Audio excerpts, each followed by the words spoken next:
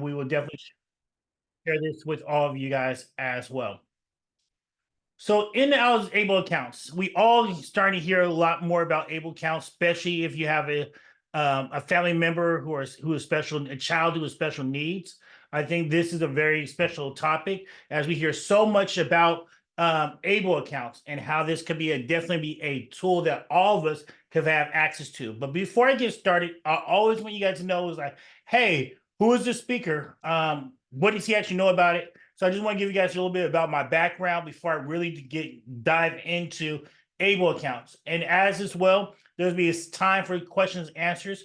If you guys would like to put this in the chat, please let me know. If you guys have any questions, just put them in the chat, as we'll be answering those as well throughout. I want this to be a conversation piece, as oftentimes I think Zoom, we could just get stuck in a camera, think we're talking to nobody.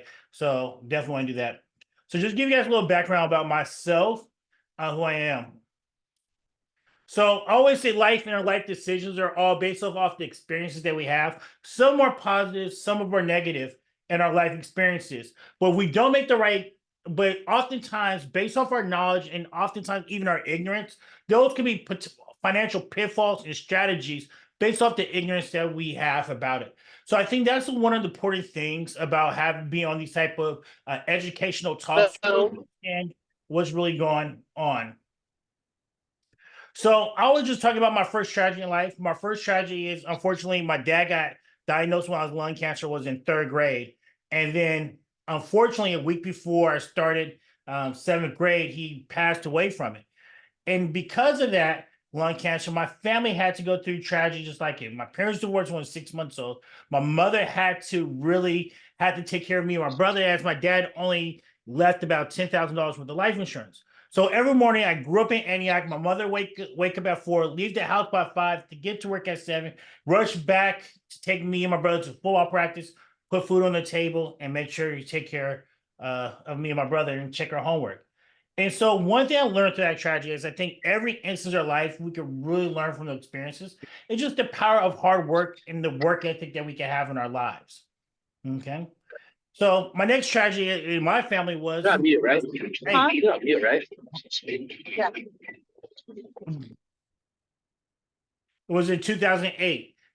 In 2008, my family, just like everybody else, my mother, she worked for a company for 30 years. She was an auditor. And at that time, her company said, hey, you can go to North Carolina or we're going to have to lay you off. My mother made the decision as they was saying, hey, I've been here. My mother's originally from Louisiana. I've been here since I was a teenager. And they let her off. And one thing she faced, like many of us, we don't talk about, is just age discrimination in this country. And it was pretty hard for her and challenging. And when she was looking for a job in 2008, she realized that the pay that she got was different.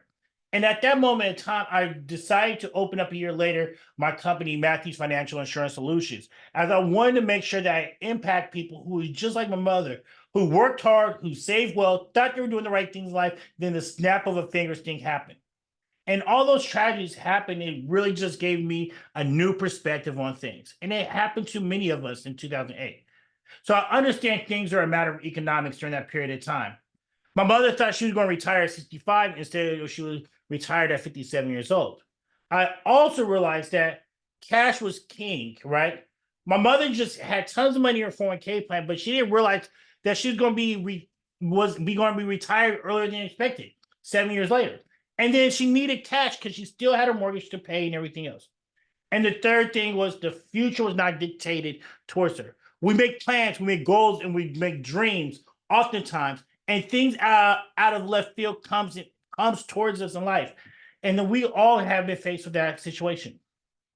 And the next thing that happened was the week before me and my wife got married, and this is our 5th year now, my son, Zion, this is him at the time, a week beforehand, he got diagnosed with autism at the time. And I was devastated. I was doing my financial advisory. We had my firm doing quite well. And I was just personally devastated, like many of us, when we first heard about our child being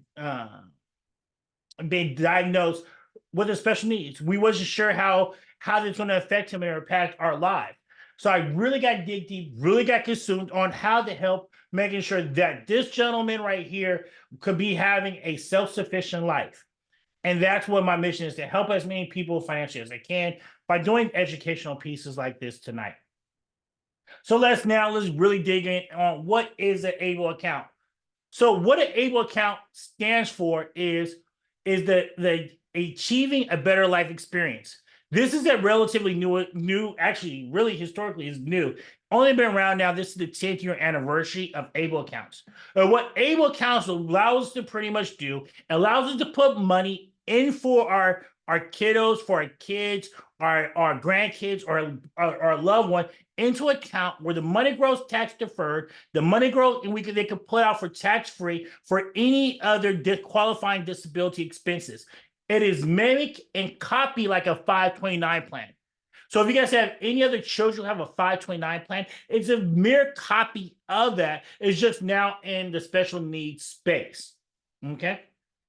So that's what an ABLE account is. So oftentimes people might ask, why the need for an ABLE account? And this is a great question. And I even had to deal with this with one of my clients today who never thought about an ABLE account. So the need for an ABLE account is this. Oftentimes, as our kids turn to young adults, they turn over the age of 18 or even now, they might be receiving some type of government benefits. This could be Social Security, disability. This could be Medicare or Medi-Cal. This could be housing, any other program. The problem we have oftentimes is if they receive over $2,000 worth of benefits, or if they have over $2,000 worth in their name, they're ineligible for receiving any government programs. So a tool to alleviate that is for them to get an ABLE account, right? And so a perfect example of that was this week. I was talking to one of my clients. She sold her house. She sold her investment property she had for 50-some years. She's in Georgia. She said, I'm tired of having a tenant. I'm going to send this out. I asked her, she just sold it. I said, what do you want to do with some of the proceeds? And her reply was, I want to use some of the proceeds. I want to give some of it to both of my boys. And I said, hey, I talked to her. She had a great relationship. I never realized that one of her sons had a disability. And she said, she said, I want to give him money, but I don't want to give him a certain amount because of government benefits. One way we can avert that, and avert that is by doing an ABLE account. What that allows her to do is give him money that he's going to, allow her to give him money to help him live his life without losing any of his eligibility that he might have. And it's a huge impact, and she never thought about it before, right? So here's the thing about ABLE accounts. So who is eligible for ABLE accounts? Or anybody who has been diagnosed with disability at the age of 26 or younger. And this law is about to change in the next couple of years due to the Secure Act. But as right now, if you're 26 years, if you're diagnosed with a disability, 26 years old or younger, you're eligible for it. So if you're disabled at 28, 29, 30, 35, you're not eligible for this if you did not get diagnosed as an onset of your disability after the age of 26. This is a huge one, as sometimes we don't, I see parents trying to get their kids diagnosed or their young adults diagnosed with a disability, and they're on that borderline. So I always have to remind people that their age for it is 26 years old. Okay. Whoops, sorry about this. Oh, then the next question is, how much money can you put in an ABLE account, right? So the maximum I could put in an ABLE account is $18,000 this year in 2024. Every year it changes due to inflation. Now, here's a couple ways you can fund your ABLE account. One is through your friends and family. Oftentimes, my son now, Zion, he's 6 years old. May 26th is his birthday. He's going to turn 7. Instead of people giving him toys and gifts and everything else, some of our family members write a check into his ABLE account. And you can do that as well. So it could be from friends and family. Also, another way you can do it could be from Special Needs Trust as another way to doing it. Another way, and the one that comes up, is 529 college savings accounts rollovers. Many times we think our children are going to be going to go to college, and we might open up a 529 plan early on in their life, and we find out that our child's going to be disabled or special needs at some point. And so what we do is we transfer that money over into an able account. So now they can use it for afterlife after they turn the age of 18. Right. So then what expenses are allowed by able accounts, right? Which is a common question, is what we call a qualified disability expense, meaning any expense related to helping them with a life and disability. So here's a list of different things, but these are not the limits. This includes education, employment training, food, housing, transportation, assistive technology, health, prevention of wellness, financial management, legal fees, funeral and burial, and there's other things, but these are main things. And let me just say you guys this, and this is so important because I think all of us, I have this glimmer of hope that our son's going to be self-sufficient. He's going to be an adult being self-sufficient. But if he's not going to be self-sufficient, he might not be able to work at full capacity. And I know I'm not the only one. I always want to say I pray, I pray for the best, but I plan for the worst. And what the able account really does is allows us to really help them out with these benefits. What we don't realize is, hey, yes, they're going to be government benefits. But if you look at Social Security disability, it doesn't, especially here in the Bay Area, it pays very minimal, and even the housing. So for them to have a good quality of life, we should be looking at our able accounts as a way to supplement their life, right? Because oftentimes there might be some other services or healthcare that they might not be eligible with their healthcare plan that they have currently. Maybe it's helping them with the transportation, as far as taking the bus or Uber to places. It's their housing costs, on and beyond with their life living. So I think this is a really good plan just to really consider for our children and our kiddos as we plan. And even if we have a trust as a qualified things for it. So here's another common question. Some people always ask, can the individual have more than one able account? And then the answer is no. Able accounts are limited to one able account per eligible individual. So what happens is you say, hey, I know our kids are young, or probably young on this who have special needs.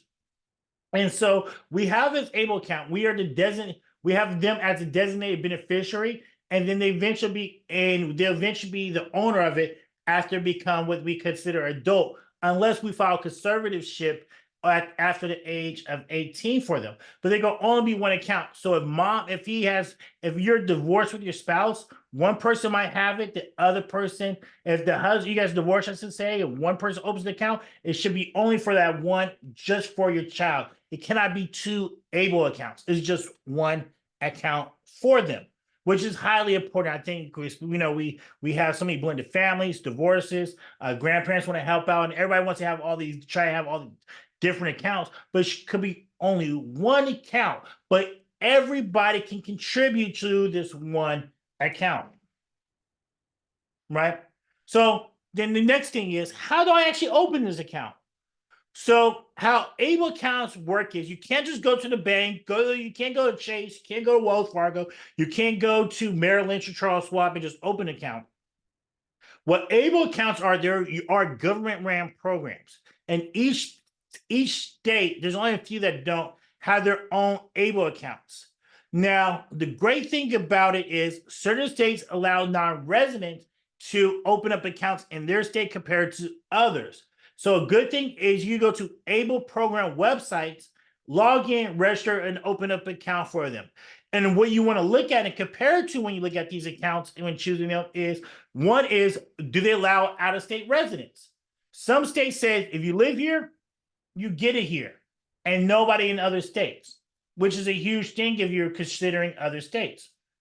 A second thing is whether your state have an income tax deduction or credit for making contribution for this account. Now, here in California, we love making us pay taxes, and there's no California income tax deduction for making a contribution towards your able account. But remember that money you have sitting there is not getting no interest. This money is growing tax deferred, so we're not paying any tax as it grows. But when our children pull out their money, it will be tax free for them. So that money is not just sitting, that money is growing some type of way. So when you look at other states, what you want to look at and see is whether that account that you're opening it up is FDIC insured. Some states is insured, some states are not insured.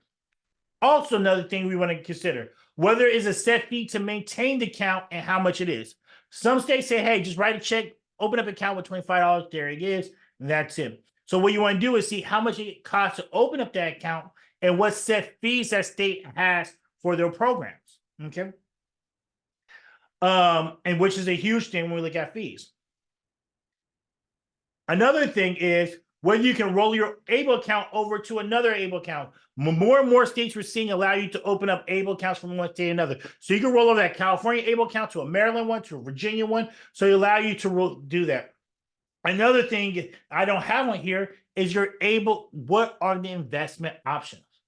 Oftentimes, our children are not going to be using these accounts for a number of years. So what we want to see is they're eligible to use these accounts over. We might not want to have it just in savings. We might want to invest that money based off our own investment approach and strategy and our own risk tolerance. We might be a little bit more aggressive than conservative and want to see if they have something that match and aligns with us. Some of us might have a little bit more complicated things, and we want to see if that state has it, right? Another thing we should look at is if the program offers a debit or purchasing card. This can make a huge amount of convenience. So what do I mean by this? You open up an ABLE account. You have that money sitting there.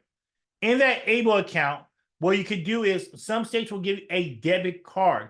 And whenever you have to make any type of ABLE account or qualified disability expenses, you can just swipe that debit card at that time. And once you swipe that debit card, you can swipe your debit card to make the purchase on it. So it makes it so much more convenient compared to you tracking, doing a bill, billing, sending an invoice or receipt, getting refunded back into that account and getting reimbursement. It makes the process easier. Now, another thing we should consider is the amount of money they can hold in the account.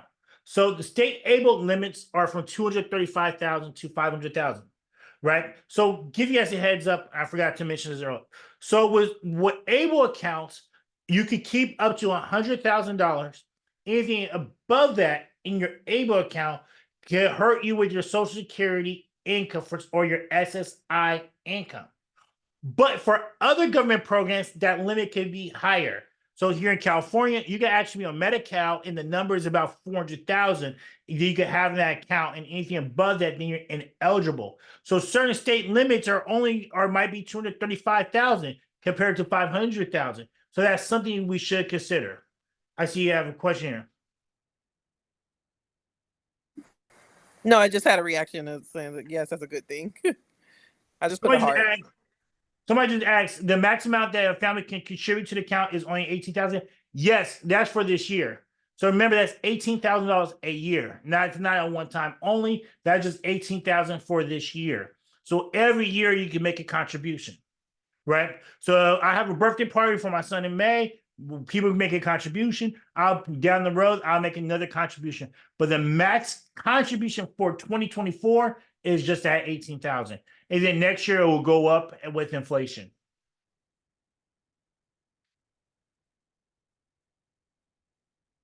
And with that, that's it far as the presentation.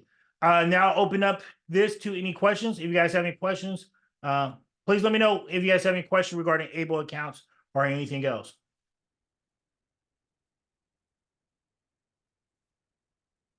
Yeah, I wanted to ask, how long does the process take of opening up an account and, getting it started?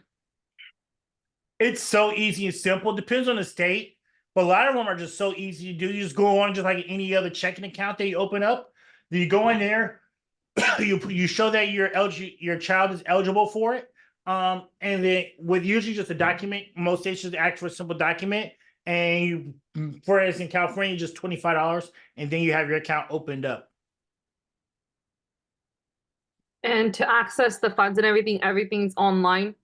Everything's online to access the funds. But like I said, a lot of the states now are giving you debit cards. So to access the funds with it, you just have the debit card, and you just use the debit card to pay for any expenses that you have, any qualified disability expenses. And if, like, let's say I have Wells Fargo and I want to transfer, can I transfer, or do I have to like deposit a check or something like that? So they depends on the state, and that's a great question to ask. Depends on the state, but a lot of more and more states are having it where you can do even automatic deductions instead of your checking account, and they can just transfer over from your checking account into their accounts. Okay. And which I like a lot, because then if you want to, you can make automatic monthly contributions into that account, and then every family member could log into that account, not see it, but they could be a contributor towards that account without seeing the balances in a lot of states as well, and just make that contribution. Does it have an interest growth too? So you can have an interest growth. You can invest in mutual funds. You can invest in ETFs. You can invest in, there's a lot of different you can invest in a lot of different things. So that there is an interest. So it all really depends on how conservative or aggressive you want to be. And that's one thing you want to look at. Because some people might want to be a lot more aggressive with their accounts, and some people might want to be a little bit more conservative. So you can use the money in that account to invest into something to make it grow? Yes, Oh. which is really cool. Is there one that you typically like or recommend?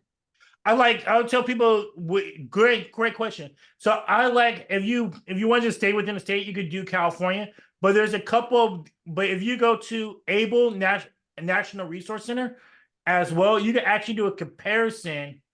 And let me pull up their comparison real quick, but you could do a comparison where you have a 3-state comparison tool where you could able to say, hey, here's California, here's Virginia.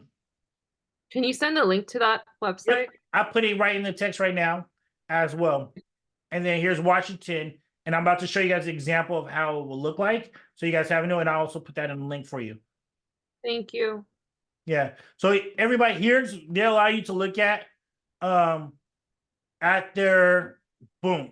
Here's I'll put the link on their website, but you can actually look at each state and see how theirs work. So here in California, let me start fresh. You can put 3 different states and compare them. So they can answer great things. So does the program offer enrollment to out-of-state residents? And California and Virginia does, but the state of Washington does not, right? There's no tax deduction in California, but if you're a resident in Virginia, you could get a deduction for it, right? All of them are FDIC assured. There's a minimum contribution to open, yes. One of the benefits we see here in Virginia that there's no minimum for it, right? Also, there's a maintenance fee in California, while other states might have a different maintenance fee. So it's great things to have it, right?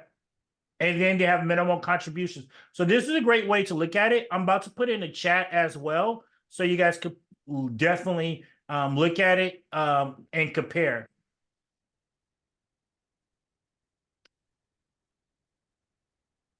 Do you, Shania, do you have a question? You go ahead, you can unmute yourself if you like. Yes, sorry, I kept cutting out. So no worries. So we cut our camera off. But my question was, does this work similar to like a flex spending plan where it would come out of my paycheck pre-tax and put into the account, or I would put it into my son or the child with disabilities account after I get paid, and then there's a tax benefit for that? It's an after-tax contribution, so you can't take it from your paycheck. It has to come from your checking account. Okay. But the money is used on a tax-free basis, so which is a huge thing as well. And since our kids are younger, there is an $18,000 limit, but it actually increases if we have a child who might be adult, who's 18 or 16, who's working. This would be another way, and this is a huge thing as well. So if they're over the age of 18, or if they're working, they can actually make contributions into it as well. And that limit increases for anybody who's working. So oftentimes you might see somebody who's special needs and working.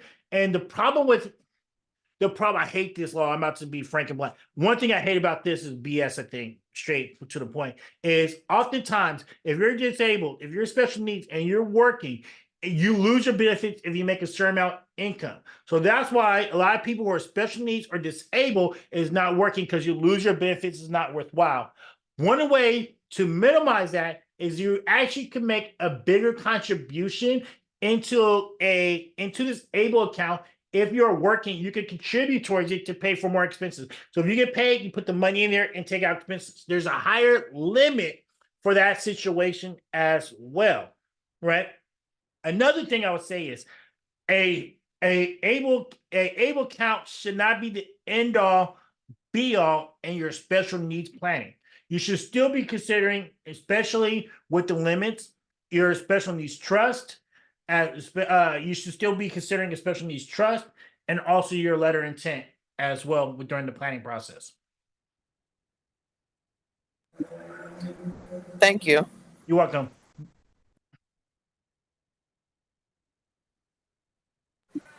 Can I ask what a special needs trust is? I have a trust, but I didn't know Yeah. such thing as a special needs trust. Oh, great question, right? So, God forbid something happens to us tomorrow, and you have a regular trust. Is your child the beneficiary of and your child is one of the beneficiaries of the trust? If your child has so much money, they no longer get a government. They lose all their government benefits that they might have: Social Security, Medicare, Medi-Cal, housing, so on and so forth, food, all types of stuff, right? So a way to go around that is having a special needs trust. So God forbid if something happens towards us, that money could be put in the special needs trust, and they can still be allowed to use the government benefits while still being able to have access to those funds. It's a unique trust. Not every attorney knows how to do it, but it's a trust that should be done if you do have a child with special needs. So if you have your trust done and your attorney doesn't do that, make sure you have somebody who has expertise, knowledge on how to do a special needs trust. Oh, thank you so much. But I already have, so if I already have a trust, I need to go back and have it changed? Because I didn't know that my child had disabilities when I even got the trust. He was so young. Yeah. Yeah, I will tell you, you should get your trust amended. You should get your trust changed and amended. And like I said, make sure you talk to somebody who is a specialist in special needs trust, as they're very complicated. And if you mess up, it can be very, very disastrous. Do you do that? We don't do that. We just do the financial advising. We do work with quite a few special needs trust attorneys as we work hand in hand with them. The other question I had was, you said that so in the able account, you're able to invest and it's tax free. Right, correct. If you use it for any disability expenses, that money's tax free when you use it for those expenses. And if it's just sitting in there, like the investment like grew and it's just sitting in there, that's also tax free, even if you're not using it. Exactly.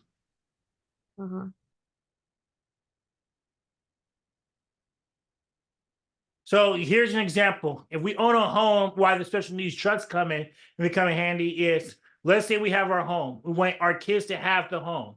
And we want our child, or I have an example right now. I have a client. She has her son. He's special needs. He's 20-some years old. She's 70 or something else.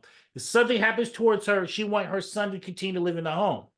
If that home goes directly to him, at that point in time, he will lose any government benefits that he has for himself. So right now, we're working with the special needs attorney to make sure that if something happens to her, that he's able to still live in that house and not lose his government benefits.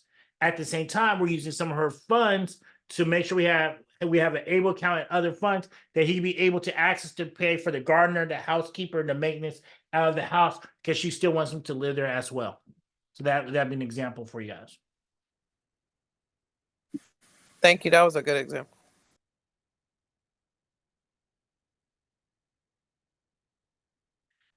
Anybody else have any questions?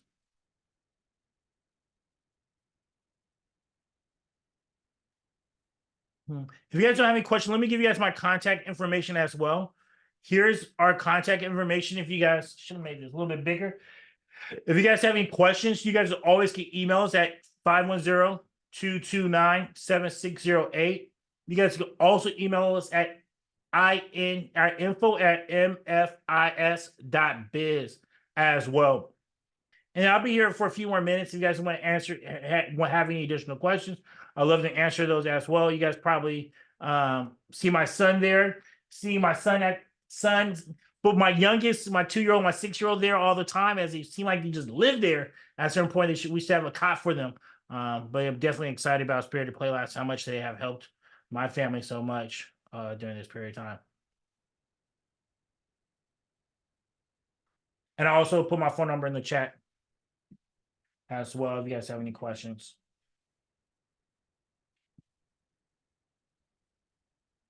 And another thing I'll tell you guys as well is, like I said earlier, even with your contribution, you could also do a 529 rollover. So oftentimes before a child ever gets diagnosed, we might open up a 529 plan, or in the 529 plan, we could always do a rollover for our 529 plan into an ABLE account. That's a brand new thing. That just like a brand new, like January 1st thing that just came in effect. So I think that's a huge thing as well.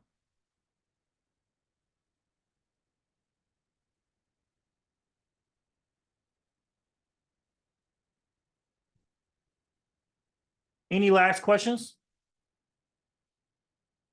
With that being said, this will be recorded. This is recorded. This will be on our this will be sent out to you guys. I'll upload this on my YouTube channel so everybody has a link as well. So if you guys have any questions at all, this is great. If you guys have questions on how to identify or look for a special needs attorney or want some recommendations, please reach out to us. We can definitely recommend some people for you as well.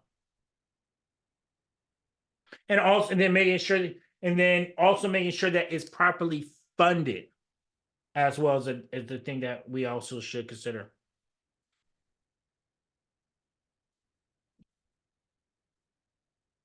Thank you, everybody, and have a good night. Thank you. You're welcome.